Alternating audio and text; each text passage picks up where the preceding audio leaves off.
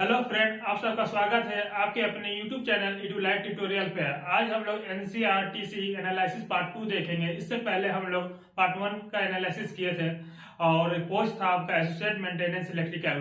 बिना time waste किए हुए चलिए क्वेश्चन को देखते हैं जो एग्जाम में आए हुए थे। पहला 25 का क्वेश्चन मैंने NCERT पार्ट 1 का वीडियो में बता दिया। 26 क्वेश्चन देखते हैं। इससे पहले वीडियो नहीं देखे, पहले वहां जाके देख लीजिए जो क्वेश्चन आया है। तो अब देखिए क्वेश्चन नंबर 26 में क्या आया था। In maximum power transfer theorem RTS is dash is equal to RTS is dash load resistance. तो मैक्सिमम पावर थ्योरम आप लोग नेटवर्क थ्योरी में पढ़े होंगे कि आरटीएच क्या होता है आरएल के बराबर, मतलब आरटीएच और आरएल का रिलेशन क्या होता है ये पहले। तो आरटीएच होता है आपका लोड रेजिस्टेंस का इक्वल होता है। तो आप लोग निकाले भी होंगे, जैसे आपको बता देते हैं। जैसे यहाँ पहले देख देते हैं क्या है आपका आरटीएच ऑप्शन कौन सा इक्वल टू लोड रेजिस्टेंस होता है। तो ऑप्शन में देखिएगा ग्रेटर देन है नहीं होगा, लेस देन है नहीं होगा। यहाँ पर ऑप्शन सी इक्वल टू, तो RTH is equal to load resistance होता है। तो आपको पता होगा कि मैक्सिमम पावर थ्योरम क्या होता है। अगर नहीं पता है थोड़ा सा इसको देख लीजिए। यहाँ पर इसका आंसर सी हो गया, ठीक है ना। देखिए इसको मैक्सिमम पावर थ्योरम, देखिए एनालिसिस कर रहे हैं, इसका मतलब ये नहीं कि डायरेक्ट आंसर बता दे रहे हैं। इसके बारे में कुछ थोड़ा बता रहे हैं कि क्या चीज होता है, क्या है उसके बारे में। देखिए मैक्सिमम पावर थ्योरम तो आरटीएच इक्वल टू आरएल होता है, ये पहला कंडीशन। अब निकालने का सेकंड होता है कि आपको निकालना पड़ता है पी मैक्स, मैक्सिमम पावर निकालना पड़ता है। तो मैक्सिमम पावर निकालने के लिए क्या होता है VTH का whole square divided by 4RL, ये फॉर्मूला होता है आपका। कौन सा पी मैक्स निकालने, यहाँ पर सिंपल आपको दिया हुआ है आरटीएच इज क्या होगा इक्वल होगा कि ग्रेटर देन होगा लेस देन लोड रेजिस्टेंस। ये इससे क्वेश्चन पूछ दिया था। हो सकता है अगला एग्जाम में भी पूछ दे, मैक्सिमम पावर थ्योरम के बारे में पूछ दे कि पी मैक्स निकालिए। तो क्या होगा इसका फॉर्मूला देखिए VTH का whole square divided by 4RL, ये होता है आपका मैक्सिमम पावर थ्योरम का। चलिए नेक्स्ट क्वेश्चन को देखते हैं। क्या क्वेश्चन नंबर 27 देखिए क्या आया था एग्जाम में। Which of the parameter is high in induction heating. जो इंडक्शन हीटिंग होता है कौन सा पैरामीटर हाई होता है, जैसे वोल्टेज या करंट या फ्रीक्वेंसी। तो इंडक्शन हीटिंग जनरली हम लोग फ्रीक्वेंसी, ये इंडक्शन हीटिंग फ्रीक्वेंसी पे वेरी करता है, मतलब फ्रीक्वेंसी बहुत हाई होता है इंडक्शन हीटिंग में। तो इसका ऑप्शन कौन सा हो जाएगा, देखिए ऑप्शन सी। इंडक्शन हीटिंग में आपका फ्रीक्वेंसी होता है, ना कि वोल्टेज और करंट का होता है, ना पावर फैक्टर। ये तीनों ऑप्शन गलत है, मेनली फ्रीक्वेंसी होता है आपका इंडक्शन हीटिंग में। आइए नेक्स्ट क्वेश्चन को देखते हैं। इन वेल्डिंग ट्रांसफॉर्मर की पावर फैक्टर, वेल्डिंग ट्रांसफॉर्मर तो पावर फैक्टर क्या होता है। वेल्डिंग ट्रांसफॉर्मर जो जहां देखे होंगे तो उसमें पावर फैक्टर के बारे में पूछ रहा है कि लीडिंग होता है या लैगिंग होता है या यूनिटी पावर फैक्टर होता है। तो वेल्डिंग ट्रांसफॉर्मर में हम लोग लैगिंग पावर फैक्टर होता है, वो भी कितना होता है। यहाँ पर डायरेक्ट पूछ दिया है कि लैगिंग, यहाँ पर अगर ऑप्शन में कुछ वैल्यू दे दिया तो वो भी याद रखे कि लैगिंग कितना 0.3 to 0.5 होता है लैगिंग, ये भी ध्यान दीजिएगा। लैगिंग तो होगा ही है, इसका कितना होता है 0.3 to 0.5। हो सकता है यहाँ पर दे दिया 1 to 2 दे दिया या 0.8 to 2 दे दिया, तो ये वैल्यू भी याद रखिए कितना होता है। वेल्डिंग ट्रांसफार्मर का पावर फैक्टर होता है आपका 0.3 to 0.5 लैगिंग। क्लियर है। आइए नेक्स्ट क्वेश्चन को देखते हैं। क्वेश्चन नंबर 21 देखिए बहुत बेसिक इलेक्ट्रिकल क्वेश्चन पूछा हुआ था। डायरेक्ट फॉर्मूला यूज कीजिए और आंसर लाइए। देखिए क्या क्वेश्चन दिया हुआ है, पोल दिया हुआ है, 8 पोल दिया हुआ है और फ्रीक्वेंसी 50 हर्ट्ज दिया हुआ है। तो हमको सिंक्रोनस स्पीड पूछ रहा है। तो आपको पता है कि सिंक्रोनस स्पीड का फॉर्मूला क्या होता है। अगर नहीं पता है तो EduLite ट्यूटोरियल में जाके देखिएगा, वहां पर बहुत सारा डिटेल में बहुत बढ़िया से बताया है आपका इंडक्शन के बारे में। फिर डीसी मशीन के बारे में भी नोट्स दिए हुए, बेसिक नोट्स दिए हैं, तो वो बहुत हेल्पफुल होगा। तो जाके उसको भी देखिए, वो बहुत सारा हेल्पफुल होगा एग्जाम के लिए। तो पहले फॉर्मूला देखते हैं सिंक्रोनस स्पीड। तो सिंक्रोनस स्पीड का फॉर्मूला आता है 120 फ्रीक्वेंसी बाई पोल, ये आपका फॉर्मूला है। नहीं पता है तो उसको लिख लीजिए। अब देखिए क्या क्या दिया है, पोल दिया हुआ और फ्रीक्वेंसी दिया है 120 इंटू आपका फ्रीक्वेंसी 50 हर्ट्ज, इसके बाद पोल है 8। यहां सॉल्व कीजिए तो आपका आ जाएगा 15 इंटू 50 750 RPM। तो आपका आंसर 750 RPM। तो कौन सा ऑप्शन है, देखिए ऑप्शन बी। पहला वीडियो में आपने देखा होगा जो भी क्वेश्चन बताया तो लगा आपको जो एग्जाम दिए होंगे उसको पता चलेगा कि हाँ ये सब क्वेश्चन आया हुआ था एग्जाम, तो वही तो हम कंटिन्यू किए हैं कि ये सब भी क्वेश्चन एग्जाम में आया हुआ था। तो सपोर्ट कीजिएगा वीडियो का जितना हो सकता है आप लोग। आइए क्वेश्चन नंबर 29 दो जगह लिख दी, ठीक है। चलिए question number 29, in DC machine the brush is made of.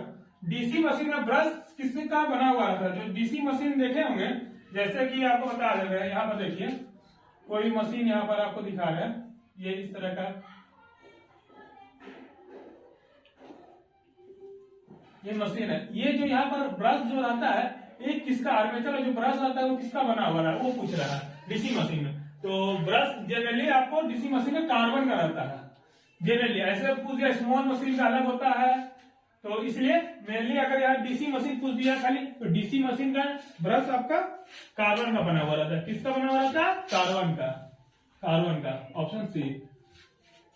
Question number 30 देखते हैं, सस्पेक्टिबिलिटी ऑफ पारामैग्नेटिक मटेरियल। मुझे क्या पूछ रहा है? सस्पेक्टिबिलिटी पूछ रहा है पारामैग्नेटिक का। तो पारामैग्नेटिक का सस्पेक्टिबिलिटी परमामैग्नेटिक देख लेते हैं क्या होता है आपका म्यू आर सबका देख लेते हैं। पहला सबसे डायमैग्नेटिक का देखिए इसका हम डायरेक्ट आंसर बता देंगे, मगर इससे नहीं है कि डायरेक्ट आंसर बताना, मेरा मोटिव है कि आपको इससे नॉलेज भी देना कि क्या होता है। सबसे पहला आपका डायमैग्नेटिक का देखते हैं, डायमैग्नेटिक का म्यू आर होता है आपका <1 होता है, और सस्पेक्टिबिलिटी होता है म्यू आर -1। मतलब ये पहले से भी मतलब कम जीरो कुछ समथिंग है, 0 पॉइंट समथिंग है, -1 कीजिएगा तो ये क्या आ जाएगा? नेगेटिव आ जाएगा।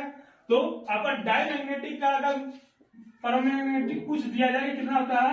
परमेबिलिटी आपका <1 होता है, मगर सस्पेक्टिबिलिटी वो पूछ देंगे कितना होता है, वो नेगेटिव होता है, स्मॉल होता है। तो ये आपका डायमैग्नेटिक का है। चलिए आगे देखते हैं पारामैग्नेटिक का। तो अगर क्वेश्चन में डायमैग्नेटिक का पूछ देगा तो आपको क्या मानना होगा? नेगेटिव मानना होगा एंड लो। तो इसमें कहीं है लो, नेगेटिव नहीं है इसका डायमैग्नेटिक का। मुझे पूछा किसका है? पारामैग्नेटिक का। पारामैग्नेटिक का देखते हैं, पारामैग्नेटिक। तो पारामैग्नेटिक का म्यू आर कितना होता है? रिलेटिव परमेबिलिटी आपका >1 होता है, >1 होता है। तो इसका एक्सएम क्या हो जाएगा? म्यू आर -1, मतलब 1 पॉइंट समथिंग कुछ होगा, 1.12 -1। इसमें क्या आ रहा है? कुछ 1.12 -1 कीजिएगा तो समथिंग पॉजिटिव में आएगा, मतलब कुछ वैल्यू आएगा 0.23। तो ये क्या आ रहा है? Positive and low. क्या आ रहा है? Positive and low. किसका? पारामैग्नेटिक का। तो यही क्वेश्चन पूछा था किसका? सस्पेक्टिबिलिटी पूछ रहा है पारामैग्नेटिक मटेरियल का। तो पारामैग्नेटिक का क्या बोले? लो एंड पॉजिटिव। तो कहां ऑप्शन में देखिए लो एंड पॉजिटिव, देखिए सी है। तो ये डायरेक्ट रट के नहीं जा सकते, बस ये पता रहना चाहिए पारामैग्नेटिक क्या होता है, रिलेटिव परमेबिलिटी, तो वहां से आप निकाल सकते हैं सस्पेक्टिबिलिटी। तो ये फॉर्मूला दोनों याद रखिएगा। एक्सएम का फॉर्मूला, एक्सएम उसी को बोलते हैं, सस्पेक्टिबिलिटी को बोला जाता है। तो आपका कौन सा आंसर हो जाएगा? सी। मैंने दोनों बता दिया, डायमैग्नेटिक का बता दिया, पारामैग्नेटिक का भी बता दिया। अगर क्वेश्चन में आ जाए डायमैग्नेटिक का तो भी शॉर्ट कर लीजिएगा। और फेरोमैग्नेटिक का भी क्या होता है? फेरोमैग्नेटिक का मच ग्रेटर देन, यहाँ लिख देते हैं आपको, ये भी एक और है आपको बता देते हैं, फेरोमैग्नेटिक। तो फेरोमैग्नेटिक का आपका म्यू आर होता है मच ग्रेटर देन 1। तो यहाँ एक्सएम क्या हो जाएगा? एक्सएम हो जाएगा म्यू आर -1। तो ये आ जाएगा पॉजिटिव एंड हाई, यहाँ पॉजिटिव एंड लो था। आपका देख रहे हैं ना, पारामैग्नेटिक में positive and low, and ferromagnetic में कौन सा हो जाएगा? Positive and high. तो ये सब क्लियर होना चाहिए, ये सब जो बेसिक कॉन्सेप्ट दे रहे हैं ये सब क्लियर होना चाहिए। तो अगर नहीं पता तो इसको नोट्स कर लीजिएगा अपने कॉपी में। चलिए नेक्स्ट क्वेश्चन को देखते हैं क्या आया था, एनालिसिस देखते हैं। क्वेश्चन नंबर 31 आपका गिवन दिया हुआ, क्या करंट का इक्वेशन दिया हुआ, I is equal to 30 sin 314t, find amplitude के बारे में पूछ रहा है। एम्पलीट्यूड क्या होता है वो जानिए। अगर ओमेगा पूछ दिया जाए तो क्या उसका भी वैल्यू अगर निकालने पूछे ओमेगा क्या का वैल्यू तो भी आना चाहिए। पहले देख लेते हैं क्या है एम्पलीट्यूड।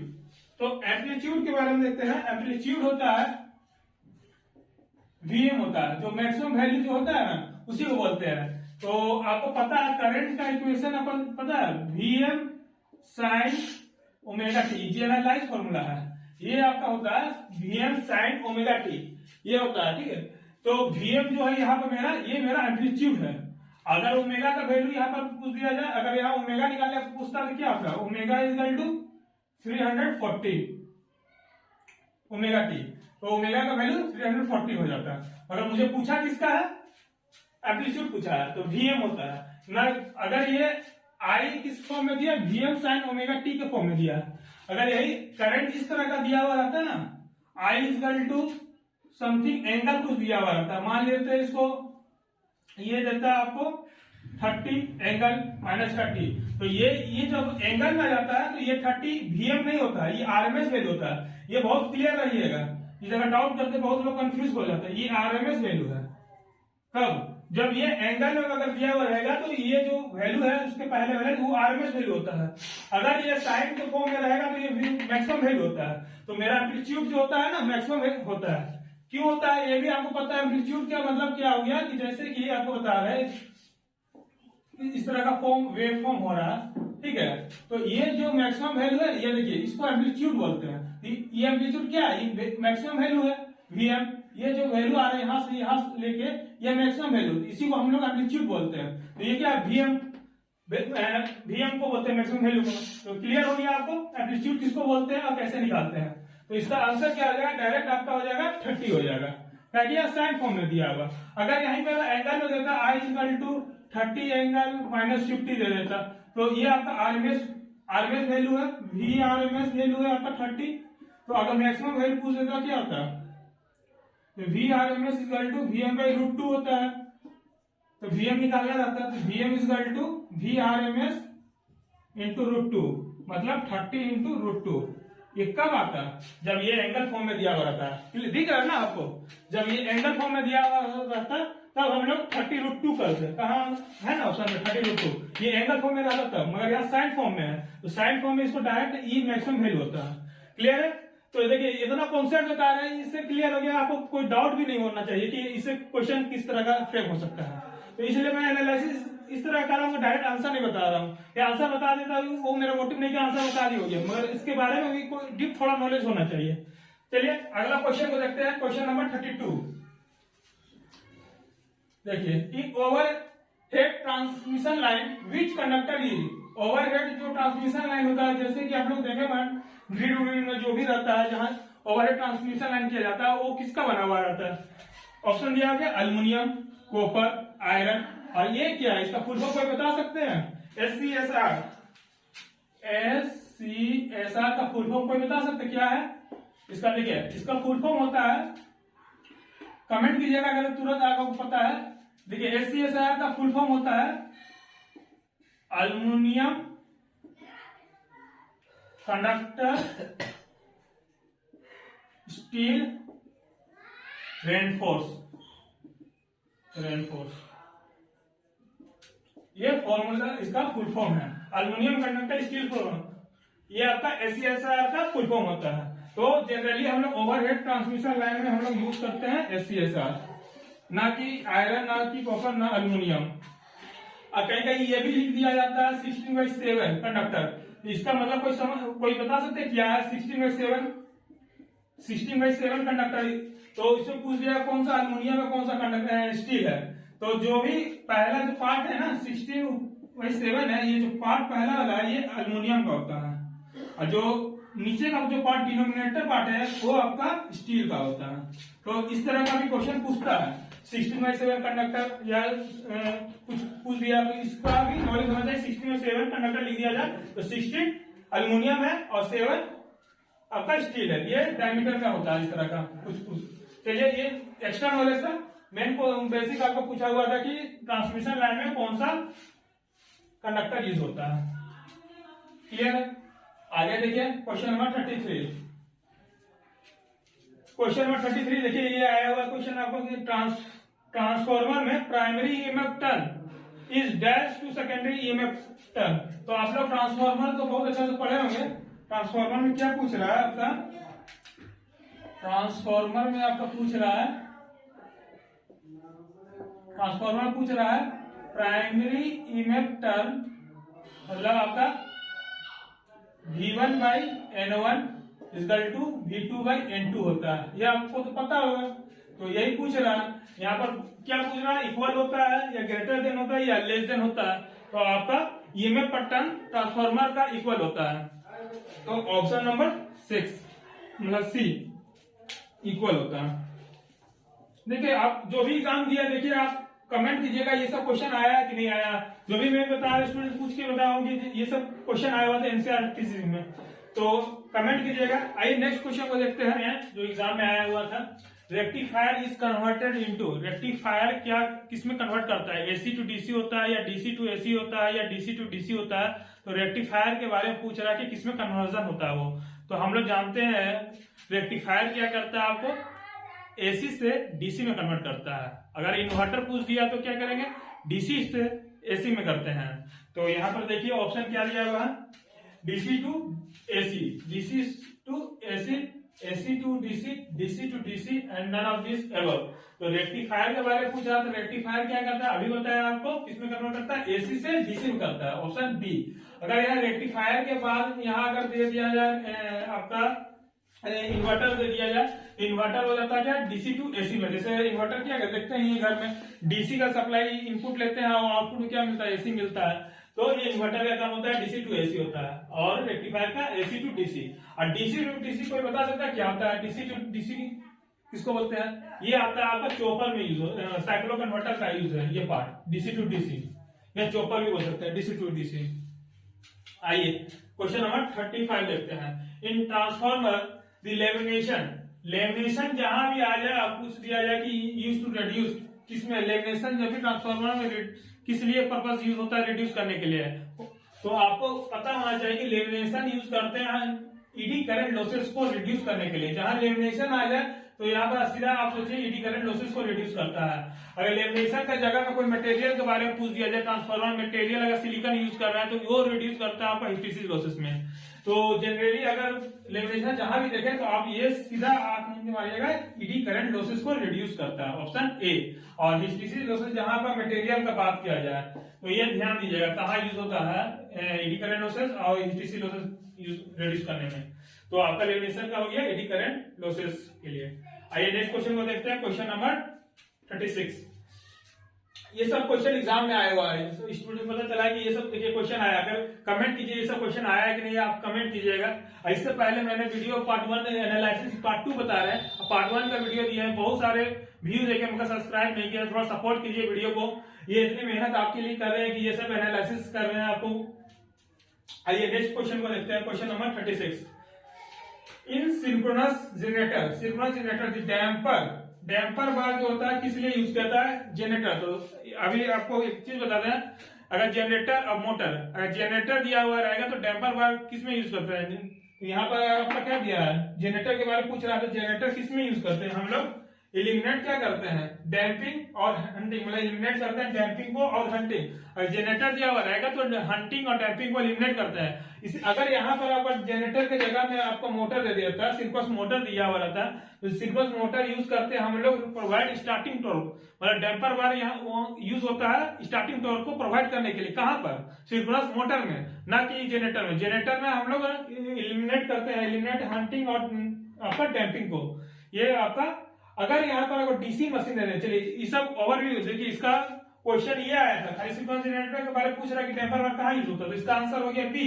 मगर मैं एक्स्ट्रा फैक्ट दे रहा हूँ, क्या बता रहा हूँ कि इसका अगर मोटर में भी आ जाए, अगर कोई एग्जाम देखिएगा तो अगर सिंक्रोनस मोटर के बारे में पूछ दिया तो डैम्पर वाली कहाँ क्या यूज करते हैं, सिंक्रोनस स्टार्टिंग टॉर्क के बारे में, स्टार्टिंग टॉर्क के लिए जब मोटर रहा। अगर यहाँ पर डीसी मशीन दे दिया और डमी कॉइल बोल दिया गया, डीसी मशीन में डमी कॉइल का क्या यूज होता है, तो ये आपका प्रोवाइड मैकेनिकल बैलेंस देता है। तो प्रोवाइड मैकेनिकल बैलेंस होता है आर्मेचर में। कहाँ यूज होता है, तीनों याद रखिएगा, एक जनरेटर, एक मोटर और एक डीसी मशीन, तीनों का यूज कहाँ यूज होता है वो ध्यान से रखिए। डैम्पर बार अगर जनरेटर रहा तो रेड्यूस डैम्पिंग और हंटिंग। सेकेंड, अगर सिंक्रोनस मोटर रहा तो हम लोग स्टार्टिंग टॉर्क को प्रोवाइड करते हैं डैम्पर बार। अगर डीसी मशीन रहा तो डमी कॉइल वहां लिखेगा, ना कि डैम्पर वाला डमी कॉइल लिखेगा। तो डमी कॉइल क्या करता है, डीसी मशीन में आपको प्रोवाइड मैकेनिकल बैलेंस देता है। अगर वही डमी कॉइल की जगह में डीसी मशीन में इक्वलाइजर रिंग दे दिया तो वहां करंट के लिए होता है। तो ये चारों फैक्ट याद रहना चाहिए आपको समझ में। तो इसका आंसर हो गया जनरल बी, इलिमिनेट डैम्पिंग और हंटिंग। डैम्पर वर्क के बाद पूछ रहा है generator, in case of generator. आइए क्वेश्चन नंबर 37 देखते हैं। क्वेश्चन नंबर 37 क्या है, series RLC circuit at resonance condition में इंपेडेंस के बारे में पूछ रहा है। क्या है सीरीज आरएलसी, सीरीज दो तरह का रेजोनेंस, एक सीरीज रेजोनेंस, एक पैरेलल रेजोनेंस। या सीरीज के बारे में पूछ रहा है, सीरीज के बारे में क्या पूछ रहा है, इंपेडेंस पूछ रहा है। तो इंपेडेंस अगर पूछ दिया सीरीज में तो हम लोग इंपेडेंस मिनिमम होता है और करंट मैक्सिमम होता है। और वही इनके ठीक एक सीरीज का याद कर लीजिएगा तो पैरेलल का ठीक अपोजिट कर दीजिएगा। तो आपको सीरीज में अगर पूछ रहा है तो सीरीज में आपका इंपेडेंस के बारे में पूछ रहा है, इंपेडेंस या ध्यान दीजिएगा। अगर करंट पूछता है तो मैक्सिमम होता है, मगर इंपेडेंस आपका मिनिमम होता है, मिनिमम होता है इंपेडेंस, और करंट आपका मैक्सिमम होता है। अगर करंट देता तो मैक्सिमम होता। तो ये सब फैक्ट आना चाहिए। थोड़ा इसमें आपको बता देते हैं, देख लीजिए थोड़ा सा बेसिक। इसमें आपको रेजोनेंस के बारे में थोड़ा सा नॉलेज दे देता हूँ कि आपको और क्वेश्चन कोई भी क्वेश्चन आए तो छूटना नहीं चाहिए। तो थोड़ा सा रेजोनेंस के बारे में, series resonance, parallel resonance. Series में बता रहा हूँ, पैरेलल आप ठीक उसका अपोजिट कर लीजिएगा। तो सीरीज रेजोनेंस देख लीजिए। सीरीज रेजोनेंस के बारे में यहां पर आपको बता रहा हूं, थोड़ा सा यहाँ बेसिक एक्स्ट्रा नोट्स बता रहा हूं। Series resonance, series resonance, series resonance में आपका अगर पावर फैक्टर बोल दिया जाए तो यूनिटी, इंपेडेंस बोल दिया जाए तो मिनिमम। ये लिख लीजिए, अगर नहीं पता तो ये एक्स्ट्रा फैक्ट जो बता रहा हूं लिख लीजिए। करंट पूछ दिया जाए मैक्सिमम। अगर क्वालिटी फैक्टर पूछ दिया कैसे निकालते हैं, तो क्वालिटी फैक्टर होता है 1/r अंडर रूट L/C। यही क्वालिटी फैक्टर एक और होता है ओमेगा नॉट बाई बैंडविड्थ। ये सब याद रखें। जीटा का वैल्यू बहुत इंपॉर्टेंट है, जीटा का वैल्यू होता है 1/2 ये जीटा क्या है, डैम्पिंग रेशियो। डैम्पिंग रेशियो अगर बोल दिया ओवरहेड अंडर डैम्प, तो ये सब over damp, under damp, critically damp के बारे में पूछ दिया था, ये सब क्लियर होना चाहिए। तो ये सब जो एक्स्ट्रा फैक्ट बता रहा हूँ ये अपने कॉपी में लिख लीजिए। ठीक, इसका अपोजिट कर दीजिएगा। और एक बता दें, ये वोल्टेज, ये वोल्टेज एम्पलीफायर का नाम सीरीज होता है वोल्टेज एम्पलीफायर, और इसमें पैरेलल में करंट एम्पलीफायर। तो इसका ठीक अपोजिट आप कर लीजिएगा पैरेलल के लिए। ठीक, इसका वोल्टेज या करंट का हो जाएगा। यहाँ जीटा का वैल्यू 1/2 क्यू होता है, मगर यहाँ क्यू का वैल्यू होता है R/2 अंडर रूट C/L। ये आपका ठीक उल्टा कर दीजिएगा, R अंडर रूट C/L। ये आपका पैरेलल का फॉर्मूला, क्वालिटी फैक्टर। तो ये ठीक, ये आपका ये पैरेलल का है, ये पैरेलल का। तो इसका ठीक अपोजिट कर लीजिएगा। बाकी सब यही है, यहाँ वोल्टेज है तो यहाँ करंट एम्पलीफायर। तो ये सब पूछता है। तो थोड़ा सा रेजोनेंस के बारे में आपको बता दिए, यहाँ से नोट्स कर लीजिएगा रेजोनेंस के बारे में। ठीक है, ये सब एक्स्ट्रा फैक्ट है, ऐसा नहीं कि मैंने ये ऑप्शन बता दिया हो गया मेरा। तो ये रेजोनेंस के बारे में आपको बता दिए। चलिए, इसका आंसर हो गया बी। अगला क्वेश्चन देखते हैं, वीडियो को पॉज करके इसको नोट्स कर लीजिएगा। Question number 37। क्वेश्चन नंबर 37 बोल रहा है टेम्परेचर कोफिशिएंट ऑफ सेमीकंडक्टर। तो टेम्परेचर कोफिशिएंट पूछ रहा है सेमीकंडक्टर का। सेमीकंडक्टर के बारे में टेम्परेचर कोफिशिएंट तो क्या होता है, ये सब तो आपको पता है, बेसिक इलेक्ट्रॉनिक्स पढ़े होंगे। तो सेमीकंडक्टर, इंसुलेटर, मेटल, तो आपको पता होगा कि टेम्परेचर कोफिशिएंट अगर कंडक्टर आता है तो उसका पॉजिटिव होता है। सेमीकंडक्टर और इंसुलेटर हुआ तो आपका टेम्परेचर कोफिशिएंट नेगेटिव होता है। तो इसको क्या आंसर होगा, temperature coefficient of semiconductor. Semiconductor अभी बताया नेगेटिव। अगर वहां इंसुलेटर भी देता, अगर यहाँ इंसुलेटर सेमीकंडक्टर जगह इंसुलेटर भी लिख दिया जाता तो आपको नेगेटिव ही होता, नेगेटिव। बस यहाँ कंडक्टर आता तो पॉजिटिव होता। तो ये क्लियर होना चाहिए। आगे देखिए question number 38। In step up transformer, step up transformer में क्या इंक्रीज होता है, मतलब जब भी हम लोग ट्रांसफार्मर घर में यूज करते हैं, देखे है ना, स्टेप अप तो वोल्टेज को बढ़ाने का काम करते हैं। अगर यहाँ स्टेप अप की जगह स्टेप डाउन ट्रांसफार्मर दे दिया तो स्टेप डाउन में क्या करते हैं, वोल्टेज को डिक्रीज करते हैं। तो मेनली हम लोग वोल्टेज को इंक्रीज करते हैं और कम करते हैं। तो स्टेप अप ट्रांसफार्मर में आपको वोल्टेज को इंक्रीज करता है। क्या इंक्रीज करता है, वोल्टेज इंक्रीज करता है, ना कि करंट, पावर और ना कि power factor. Question number 39।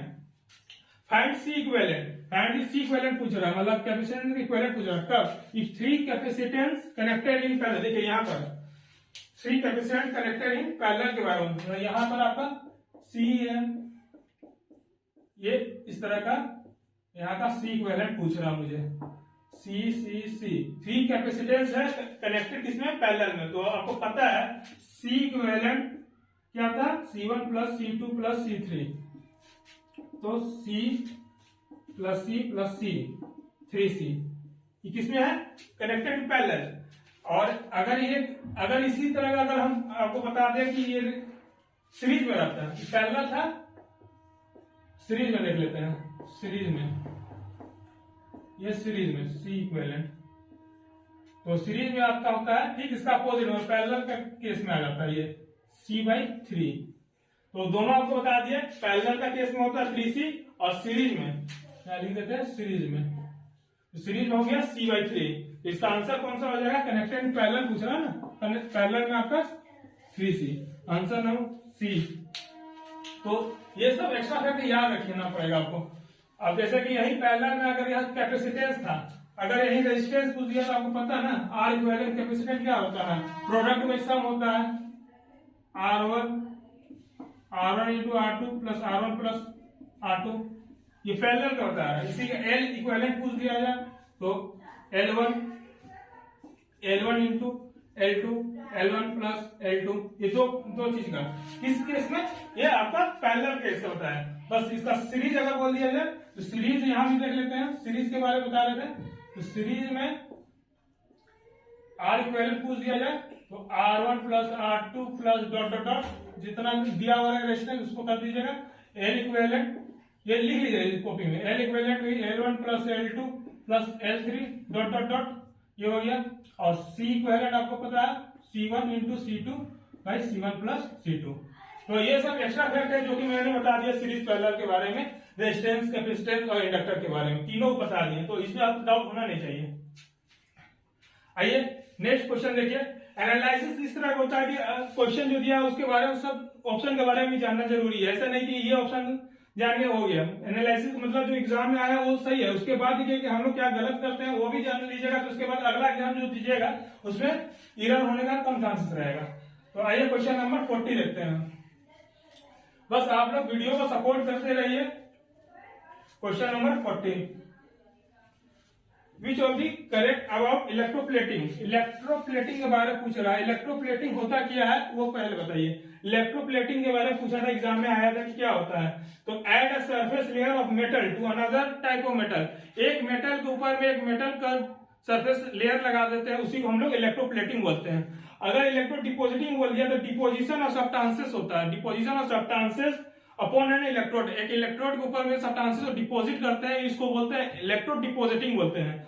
Electroplating क्या होता है, मेटल सरफेस के ऊपर एक अनदर मेटल सरफेस को कोटिंग किया जाता है, उसको इलेक्ट्रोप्लेटिंग बोलते हैं। और एनोडाइजिंग क्या होता है, एनोडाइजिंग में क्या होता है कि ऑक्साइड फिल्म को डिपोजिट करते हैं। देखिए conversion of aluminium surface to aluminium oxide, तो ये ऑक्साइड फिल्म के बारे में, ये एनोडाइजिंग हो गया और ये आपका इलेक्ट्रोप्लेटिंग हो गया। तो आंसर आपका कौन सा है, ये number, surface layer of metal to another type of metal. ये अभी टेक्निकल का अप्रोक्स 50 क्वेश्चन और 40 क्वेश्चन आपको बता दिए जो एग्जाम में आया है। तो आप लोग कमेंट कीजिएगा नीचे में कि कौन ये सब क्वेश्चन आया है कि नहीं आया, एक बार कमेंट कीजिए। और आपको टेक्निकल का ये बता दिया, थोड़ा ननटेक का थोड़ा देख लीजिए, ननटेक में क्या क्या आया था, ननटेक के बारे में यहाँ देख लीजिए, यहाँ ननटेक के बारे में बता देते हैं। ननटेक में आपका आया था ट्रिग्नोमेट्री, एग्जैक्ट क्वेश्चन याद नहीं है मगर जो बताया स्टूडेंट ने ट्रिग्नोमेट्री से आपका 3 क्वेश्चन अप्रोक्स आया था, 3 क्वेश्चन अप्रोक्स मान लेते हैं। और एक आया था बजट के बारे में, बजट में क्या था पता नहीं, बजट का आर्टिकल पूछा होगा, बजट के बारे में, बजट के बारे में पूछा था। आर्टिकल होता है आपका 112, और यही मनी बिल बोल दिया जाए, अगर एक्स्ट्रा बता दे, बजट के बारे में आया था तो आर्टिकल 112 होता है, और मनी बिल के बारे में पूछ दिया तो 1110। तो ये क्लियर होना चाहिए मनी बिल। और पैराग्राफ से आया था, पैराग्राफ में क्या, हिंदी पैराग्राफ से आपका क्वेश्चन आपका लगभग 3 क्वेश्चन था, 3 क्वेश्चन बेसिक ही था। इंग्लिश पैराग्राफ से कोई पैराग्राफ दिया था उससे क्वेश्चन पूछा गया है इंग्लिश में 3 क्वेश्चन, ये भी था।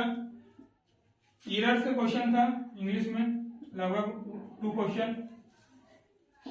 कंप्यूटर से क्वेश्चन था अप्रोक्स 4 क्वेश्चन, ये सब क्वेश्चन आया हुआ था। और सीटिंग अरेंजमेंट, सबसे इम्पोर्टेंट सीटिंग अरेंजमेंट, सुने स्टूडेंट बताया सीटिंग अरेंजमेंट तो डिफिकल्ट दिया हुआ था। Seating arrangement 2 question. Seating arrangement में बोल रहे थे कि जैसे कि एक सर्कल में एक तरफ फेस इन है और एक फेस बाहर, मतलब जो अल्टरनेट सीटिंग अरेंजमेंट बैठाया जा रहा है उसका फेस अलग अपोजिट डायरेक्शन में हो रहा है, उसके अनुसार लेफ्ट राइट को बैठाया जा रहा है। तो ये थोड़ा डिफिकल्ट क्वेश्चन सीटिंग अरेंजमेंट है। तो नॉन-टेक और डिफिकल्ट का रिलेटिव टू टेक्निकल। तो नॉन-टेक आपका अगर देखा जाए ओवरऑल नॉन-टेक के बारे में बोल दिया जाए तो मीडियम बोल सकते हैं, मीडियम। और टेक का बोला जाए तो टेक में आपको इजी बोल सकते हैं, वेरी इजी तो नहीं बोलेगा मगर इजी टेक बोल सकते हैं। तो मेरे अनुसार कटअप का रेंज होना चाहिए 80 का अप्रोक्स होना चाहिए, 80 81 इस तरह का अप्रोक्स होना चाहिए मेरे अनुसार। जो जिस तरह का क्वेश्चन मैंने एनालिसिस दिया हूँ, और इससे पहले अगर वीडियो पार्ट 1 नहीं देखे, एनालिसिस पार्ट 2 बताया है, इससे पहले आप पार्ट 1 को देखिएगा और सपोर्ट कीजिएगा। वीडियो को जितना हो सकता है आप सपोर्ट कीजिए और अच्छी क्वालिटी में मैं और वीडियो को प्रोवाइड करूंगा इससे। तो उम्मीद करता हूं आज का वीडियो आपको अच्छा लगा होगा। और कमेंट जरूर कीजिएगा आप लोग का कितना मार्क्स आ रहा था, तो कमेंट कीजिए, जरूर से जरूर कमेंट कीजिए कितना मार्क्स आ रहा है। चलिए मिलते हैं नेक्स्ट वीडियो में, थैंक यू।